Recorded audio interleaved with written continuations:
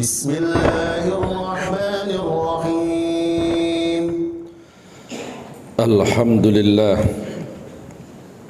Alhamdulillahi munsyi'ul ayyami wasyuhur wa mufnil a'wami wadduhur wa asyhadu an la ilaha illallah wahdahu la syarika lah la nidda lahu wa la nadhira wa la dhahir la nidda wa la nadhira wa la dhahir wa asyhadu anna Muhammadan abduhu wa rasuluh.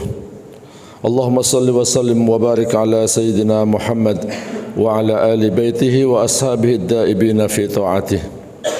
Amma ba'du fa ya ibadallah usikum wa nafsi bi taqwallah faqad fazal muttaqun. Faqad qala Allah ta'ala fi kitabihil aziz a'udzu billahi minasy syaithanir rajim.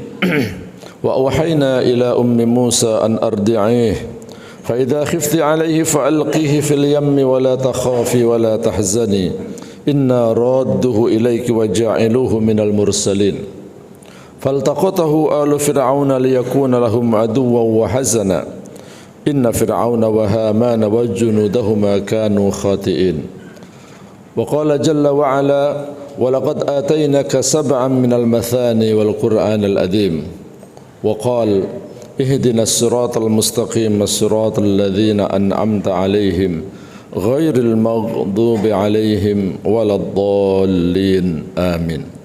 Amma ba'du, ma'asyiral muslimin jamaah salat Jumat rahimakumullah.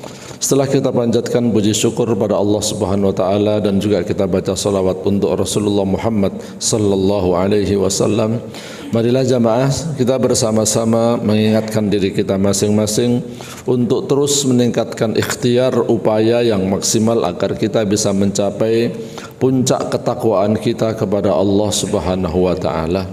Karena sesungguhnya tanpa keimanan dan tanpa ketakwaan manusia pasti akan sengsara di hadapan Allah Subhanahu wa taala di hari kemudian nanti. Dan sehebat apapun seseorang melakukan upaya untuk mencapai puncak keimanan dan ketakwaannya, tidak ada jaminan bahwa dia akan mencapai puncak ketakwaan dan keimanan yang sempurna. Oleh sebab itu menjadi kewajiban kita setiap hari Jumat datang ke masjid melaksanakan sholat Jumat. Dan setiap sholat Jumat diwajibkan khotib itu menyampaikan khutbahnya. Dan dalam setiap khutbah, khotib wajib menyampaikan pesan-pesan ketakwaan. Karena pesan-pesan yang diulang-ulang pun tidak menjamin, apalagi yang tidak pernah diulang-ulang. Oleh sebab itu jamaah sekalian, sekali lagi mari kita bersama-sama terus melakukan muhasabah, evaluasi diri pada diri kita masing-masing. Apakah keimanan dan ketakwaan kita sudah mencapai sempurna atau belum? Dan pastinya ya, sebagai manusia biasa, selevel kita semua yang bukan sebagai nabi, bukan rasul, keimanan kita pasti masih mengalami pasang dan surut. Ya, kadang-kadang meningkat dan kadang-kadang menurun. Sehingga sekali lagi kewajiban kita ada terus melakukan ikhtiar agar keimanan dan ketakwaan kita dijaga, dipelihara dan diupayakan untuk terus meningkat agar mudah-mudahan kita semua meninggal dunia mati dalam kondisi iman, Islam dan bertakwa kepada Allah Subhanahu wa taala. Amin ya rabbal alamin. Ma'asyiral muslimin jamaah salat Jumat rahimakumullah. Ada beberapa pesan yang ingin saya sampaikan terkait ayat yang saya bacakan. Yang pertama adalah pesan yang saya ambil dari surah Al-Qasas, yaitu firman Allah Subhanahu wa taala wa awhayna ila ummi Musa an ardi'ih fa idza khifti 'alaihi fa alqihi fil yammi wa la takhafi wa la tahzani inna radduhu ilaiki wa ja'iluhu minal mursalin. Saya ingin menyampaikan secara pendek saja cerita tentang kelahiran Nabi Musa alaihissalam yang diutus oleh Allah Subhanahu wa taala untuk berdakwah kepada orang-orang Yahudi. Cerita yang saya sampaikan ini adalah cerita awalnya, yaitu lahirnya Nabi Musa alaihissalam, di mana Allah menjelaskan wa auhayna ila ummi Musa, dan kami wahyukan kepada ibunya Nabi Musa an ardi'aihi, agar ibunya Nabi Musa itu menyusui Musa. Kita semua tahu bahwa Nabi Musa ini dilahirkan pada waktu penguasa yang kita kenal dengan Fir'aun memiliki kebijakan dan keputusan yang bengisnya, naudzubillah min dzalik, di mana Musa memutuskan semua bayi laki-laki yang lahir harus dibunuh. Kenapa?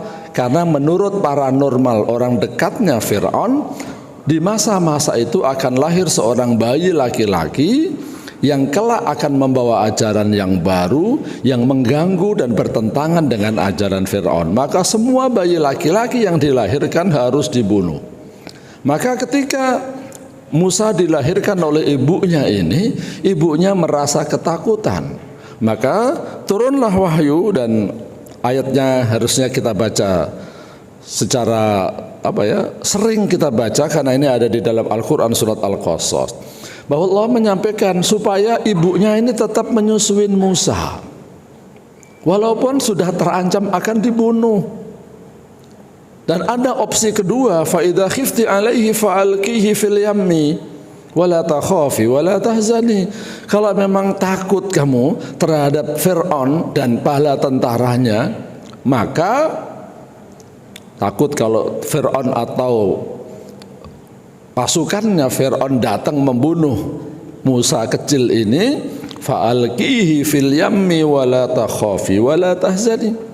Ya udah, kalau gitu sang bayi kamu lemparkan ke kali aja, buang aja ke kali, di sungai Nil maksudnya. Wala takhafi wala tahzani, dan kamu jangan takut dan jangan sedih. Inna radduhu ilaiki wa ja'iluhu minal mursalin. Allah menjamin, ya, dalam hal ini dikatakan sesungguhnya kami, maksudnya kami di sini adalah Allah, ya. Sesungguhnya aku Allah Subhanahu wa taala. Kalau mau diterjemahkan apa ada, sesungguhnya aku radduhu ilaiki, akan mengembalikan Musa itu kepadamu, wa ja'iluhu minal mursalin, dan dia bayi kecil kamu yang namanya Musa ini akan saya jadikan seorang rasul. Ya, ada dua pilihan jamaah sekalian, ketika Musa lahir dan terancam akan dibunuh oleh Fir'aun, pilihannya ibunya tetap menyusuin, ya, tapi kemungkinan Fir'aun akan datang dan membunuhnya, atau buang saja ke sungai. Ya. Ini cerita kalau dikupas panjang mungkin tidak habis dalam waktu 2 hingga 3 jam. Tapi karena ini khutbah jadi saya sampaikan secara singkat. Faltaqatahu alu fir'auna liyakuna lahum aduwwa wa hazana. Sampai akhirnya keluarga Fir'aun ini menemukan Musa, ya, bayi kecil yang dibuang ke sungai ini, liyakuna lahum aduwan wa hazana, yang kelak suatu saat nanti justru Musa, bayi kecil yang ditemu oleh keluarga Fir'aun sendiri ini, akan menjadi musuh bagi Fir'aun, ya. Inna fir'auna wa hamana wa junudahum kanu khati'in. Fir'aun, ya, Haman dan tentara-tentara Fir'aun serta tentara-tentara Haman itu adalah orang-orang yang sesat, ya.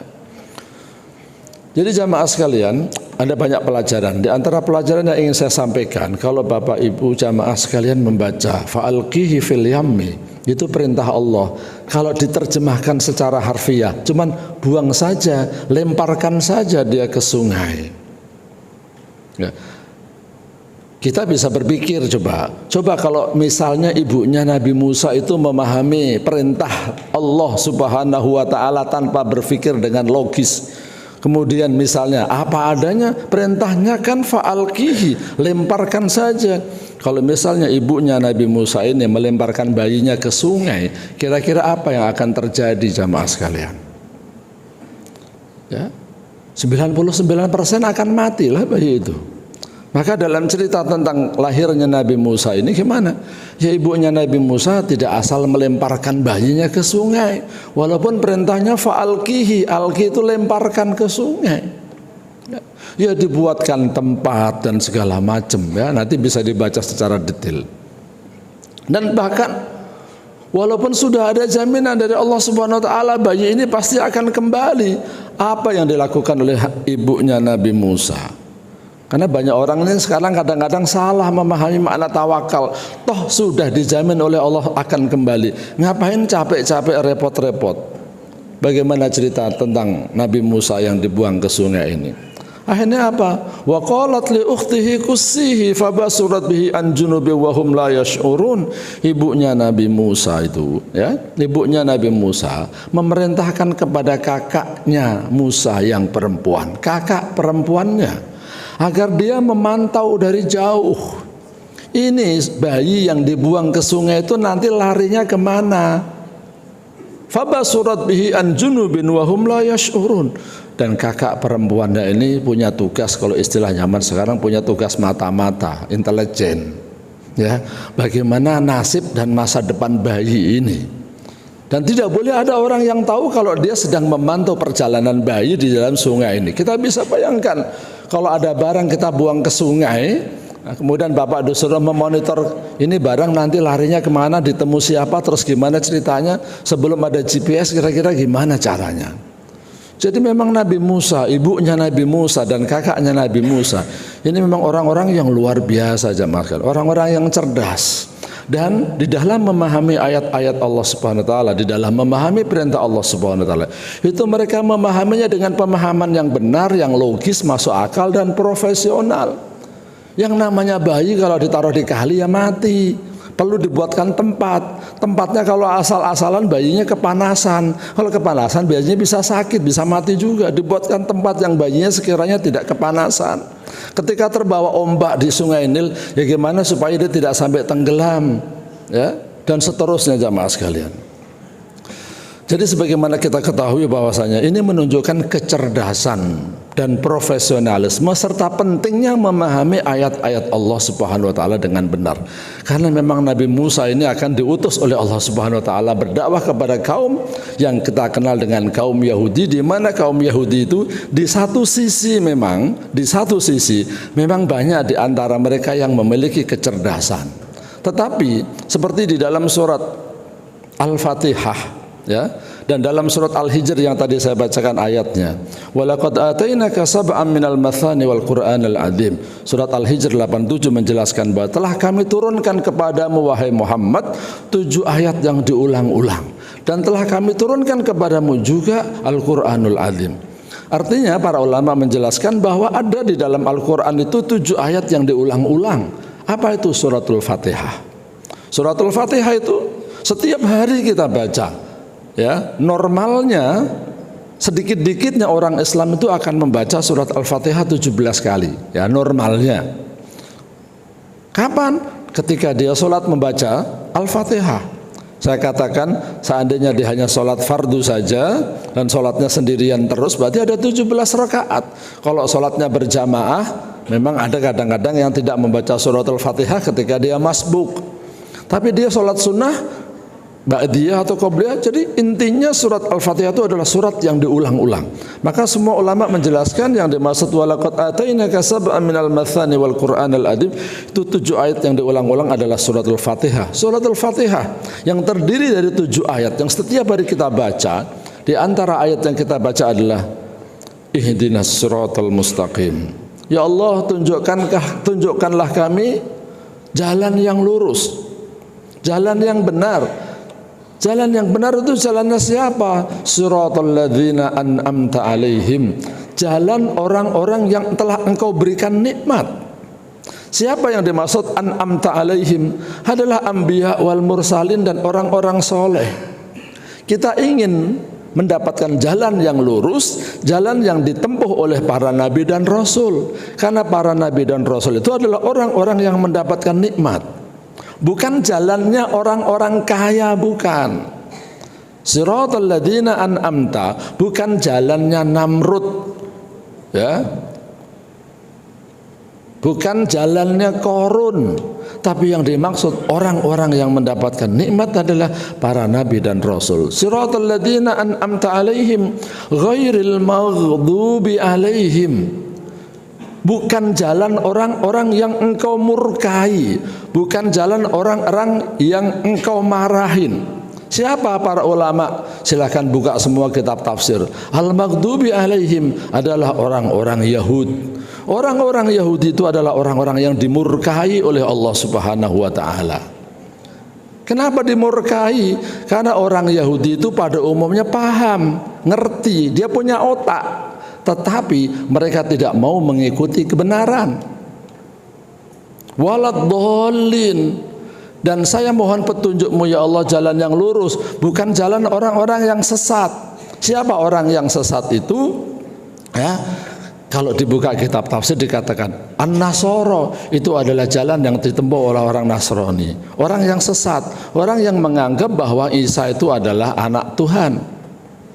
Itu Nasrani. Tapi kalau Yahudi itu ngerti bahwa Musa itu utusan Allah. Yahudi juga pada ngerti kalau Muhammad itu juga utusan Allah. Ingat ketika Nabi Muhammad masih berusia beberapa tahun, masih kecil, kemudian beliau pergi berdagang umur 7 tahun, ketemu dengan seorang Bahir yang namanya Buhairo atau Bahiro, orang Yahudi. Dia tahu ini Muhammad kecil usia 7 tahun, ini calon nabi, ini calon rasul. Jadi orang-orang Yahudi itu memang banyak yang cerdas, iya kita akui. Tetapi dengan kecerdasannya mereka menginginkan kerusakan dan kebinasaan. Seperti itulah yang kita lihat pada saat ini, ya, di Israel, jamaah sekalian. Israel adalah sebuah negara yang didirikan oleh orang-orang Zionis. Zionis itu adalah orang-orang Yahudi yang ingin mendirikan negara khusus untuk orang-orang Israel di tanah Palestina. Ya, yang mana orang Zionis itu ya orang-orang Yahudi. Jadi Yahudi tidak semuanya Zionis. Kalau Zionis pasti Yahudi. Zionis adalah Yahudi yang ingin mendirikan negara Palestina, negara Israel di bumi Palestina. Jadi Zionis itu adalah penjajah. Israel itu adalah penjajah. Ya. Bagaimana sekarang kita melihat kejahatan-kejahatan Israel? Semua umat manusia di dunia, hampir semua negara sekarang protes melihat kejahatan Israel yang naudzubillah min dzalik. Ya. Karena sebenarnya yang sedang terjadi ini, jamaah sekalian, ini bukan perang antara Israel dengan Hamas, bukan. Sekali lagi bukan. Baca ayat-ayat Al-Qur'an tentang Yahudi, mulai dari suratul Fatihah sampai juz ke-30, ya. Kalau diceritakan tentang Yahudi nggak akan ada habisnya. Ini bukan perang antara Israel dengan Hamas, bukan. Ini adalah perang antara Islam dengan Yahudi. Ini adalah perang antara Islam dengan kufur. Cuman kalau itu dikatakan ini perang antara Islam dengan Yahudi, mungkin orang Islam di negara-negara lain akan bangkit semuanya. Ya. Orang-orang yang dibunuh siapa? Bukan orang-orang Hamas, orang-orang Palestina yang Muslim. Bagaimana kebohongan-kebohongan mereka? Orang disuruh mengungsi yang katanya ke daerah aman, ternyata dibom, rumah sakit dibom, sekolah dibom, ya, kantor-kantor milik PBB juga dibom. Mereka berbicara seenaknya saja. Jadi kita sebagai seorang muslim jangan sampai tidak kenal yang namanya watak Yahudi. Setiap hari kita baca ihdinas siratal mustaqim siratal ladzina an'amta alaihim ghairil maghdubi alaihim. Itu adalah maghdub alaihim, adalah orang-orang Yahudi yang seperti kita lihat kejahatannya sekarang ini. Mereka tidak mengenal manusia. Ya. Bagaimana penyiksaan yang mereka lakukan terhadap bangsa Palestina, nggak peduli kepada anak kecil ataupun kaum wanita. Bagaimana memperlakukan manusia? Ya, kalau kita melihat video-videonya nggak tega. Ya, kalau memang manusia melihat kejahatan Yahudi itu memang nggak tega. Ya jangankan manusia, Tuhan aja mereka kelabuhin, Tuhan aja mereka lawan. Bagaimana ketika Allah Subhanahu Wa Taala memerintahkan kepada orang-orang Yahudi ini untuk menyembelih seekor sapi? Cuman perintah menyembelih sapi aja diputar-putar, dibantah terus, ya, apalagi perintah-perintah yang lain. Bagaimana ketika Allah Subhanahu wa taala memerintahkan mereka agar berjihad? Banyak sekali cerita-cerita di dalam Al-Quran. Yang ingin saya tekankan jamaah sekalian, mari sebagai seorang muslim kita harusnya punya empati dan punya pemahaman yang benar. Ya, man lam yahtamma bi amril muslimin falaysa minhum, innamal mu'minuna ikhwah. Siapa yang tidak peduli kepada urusan orang-orang muslim, maka itu bukan bagian dari mereka. Dan sesungguhnya sesama mukmin adalah saudara. Kalau hari ini masih ada orang mukmin yang masih belain Israel sebagai penjajah, yang telah membantai 14.000 lebih ya umat Islam Palestina yang meninggal dunia, 30.000 lebih dalam kondisi terancam kematian, maka ini patut diragukan pemahamannya terhadap Islam, patut diragukannya ya akidahnya. Jangan sampai di antara kita umat Islam yang fatwa majelis ulama pun sudah jelas sampai mengharamkan membeli produk-produk yang mendukung Israel. Negara kita juga sikapnya jelas bahwa Indonesia anti terhadap penjajahan. Indonesia bersama Palestina. Kalau ada di antara saudara kita, teman kita, tetangga kita yang masih berpihak kepada Israel, suruhlah dia bertaubat sebelum ajal menjemputnya, sebelum kematian su'ul khotimah menjemputnya. Segeralah bertaubat dan mari kita dukung ya perjuangan bangsa Palestina dalam menghadapi penjajah Israel dengan doa kita. Syukur kalau kita mampu, bantulah dengan donasi dan bantuan kita. Majelis ulama juga sudah memfatwakan secara resmi bahwa zakat disalurkan kepada Palestina pada saat ini adalah sah, karena bangsa Palestina sekarang ini sedang dalam kondisi riqab. Mereka bangsa yang terjajah. Mereka bukan hanya menjadi budak, lebih dari budak, diperlakukan oleh Israel seperti itu. Oleh sebab itu jamaah sekalian, mari ya selipkan doa-doa kita untuk umat Islam di Palestina dan juga sisihkan sebagian rezeki kita. Belum tentu kesempatan berjihad itu datang kepada kita dengan jiwa kita. Saat ini kita diminta oleh Allah Subhanahu wa taala berjihad dengan harta dan doa kita. Mudah-mudahan Allah Subhanahu wa taala membuka mata hati kita semua dan memiliki kepedulian dengan umat Islam Palestina, khususnya yang sedang terdolimi, yang sudah 14.000 lebih mereka syahid. InsyaAllah mudah-mudahan perang ini segera berakhir dan mudah-mudahan Allah Subhanahu wa taala memberikan kemenangan kepada umat Islam. Barakallahu li wa lakum fil Qur'anil azim wa nafa'ani wa iyyakum bima fihi minal ayati wa dzikril hakim wa taqabbala minni wa minkum tilawatahu innahu huwas samiul alim wastaghfiruhu innahu huwal ghafurur rahim.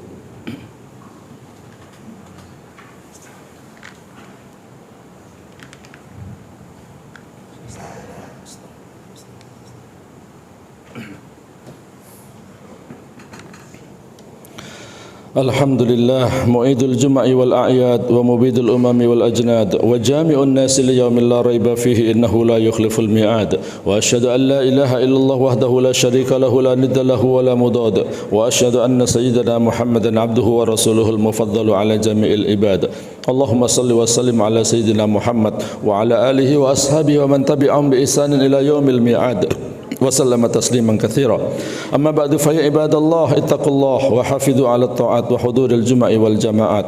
وقد قال تعالى أعوذ بالله من الشيطان الرجيم يا أيها الذين آمنوا إذا نودي للصلاة من يوم الجمعة فاسعوا إلى ذكر الله وذروا البيع ذلكم خير لكم إن كنتم تعلمون. Wahai orang-orang yang beriman, apabila kalian diseru, dipanggil, mendengar adzan untuk melaksanakan sholat pada hari Jumat, maka bersegeralah, ingatlah kepada Allah Subhanahu wa taala dan tinggalkan aktivitas bisnis kalian. Itulah yang baik. Tinggalkan bisnis, lakukan sholat Jumu'ah apabila sudah dikumandangkan adzan. Dzalikum khairul lakum in kuntum ta'lamun. Itu yang baik bagi kalian jika kalian termasuk orang-orang yang tahu. Fa idza qudiyatis sholatu fantashiru fil ardi wabtaghu min fadlillah. Kalau sholat Jumat sudah selesai, silakan ya bertebaran di muka bumi mencari karunia Allah Subhanahu wa taala. Tapi wadhkurullaha katsiran la'allakum tuflihun. Tetap ingat kepada Allah ketika kamu mencari rezeki, mencari karunia Allah Subhanahu wa taala. Kalau kalian mencari rezeki dan tetap ingat kepada ajaran Allah, maka kalian akan menjadi orang yang beruntung. Wa'lamu annallaha wa malaikatahu yusholluna 'alan nabiyyi wa amarna bidzalik. Wa qala innallaha wa malaikatahu yusholluna 'alan nabiy ya ayyuhalladzina amanu shallu 'alaihi wa sallimu taslima.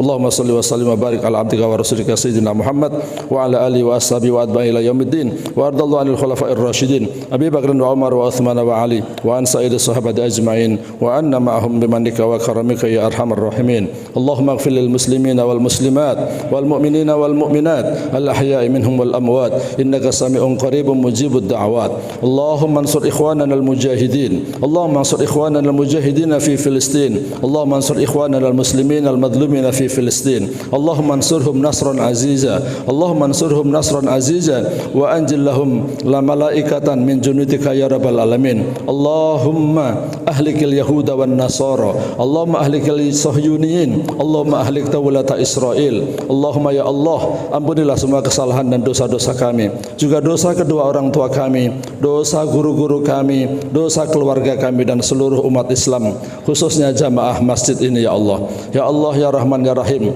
bimbinglah kami semua agar menjadi hamba-hamba-Mu yang bertakwa ya Allah, menjalankan perintah-Mu dan meninggalkan hal-hal yang Engkau larang.